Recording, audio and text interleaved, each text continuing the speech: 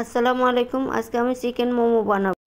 মুরগির বুকের মাংসটাকে কেটে ছোট ছোট পিস করে নিয়েছি। দিয়ে দিলাম একটু সয়া সস, একটু আদা, একটু রসুন দিয়ে ভালো করে ম্যারিনেট করে, সাথে একটু গোলমরিচের গুঁড়ো দিব স্বাদ বাড়ানোর জন্য, দিয়ে ম্যারিনেট করে রাখবো 1 ঘন্টা। এখানে সবজি কেটে নিয়েছি, বাঁধাকপি, তারপর পেঁয়াজ, কুচি কুচি করে পেঁয়াজ কেটে নিয়েছি, তারপরে ধনিয়া পাতা নিয়েছি, আর ম্যারিনেট করা মাংসগুলি সব একসাথে মাখিয়ে ফেললাম।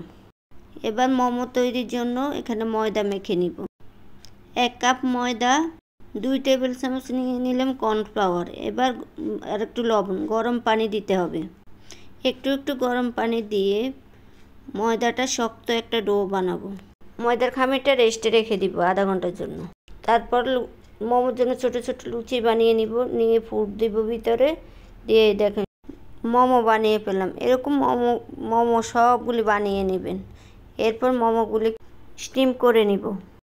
মোমোর জন্য সস বানাবো, এর জন্য টমেটোগুলি কেটে সিদ্ধ করে ব্লেন্ড করে নিয়েছি। কড়াইতে দিয়ে দিলাম সামান্য তেল, তারপর রসুন কুচি, সামান্য একটু পেঁয়াজ কুচি, তারপরে একটু লাল মরিচের গুঁড়া, তারপরে চিলি ফ্লেক্স দিয়ে 5 ফোড়ন দিয়ে ব্লেন্ড করা এই টমেটো সসটা দিয়ে দেব।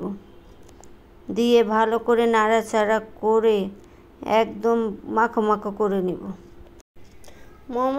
মোমোর সসগুলি বাসায় বানিয়ে নিলে মজা লাগে, কিনতেও পাওয়া যায়। সসটা ঘন হয়ে আসছে, এখন লবণ দেখে 1 চামচ চিনি দিয়ে দিব। সস হয়ে গেলে লবণ দেখে নামিয়ে ফেলবে। এই দেখেন কতটা ঘন হয়েছে, কি মজাদার সস। এটা দিয়ে মোমো খাইতে এত মজা লাগে।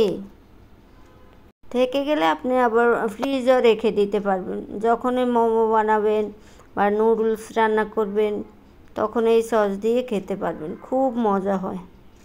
আমি তো সব সময় এরকম ফ্রিজে রেখে দিই, বা বাড়তি থাকলেই ফ্রিজে রেখে দিই।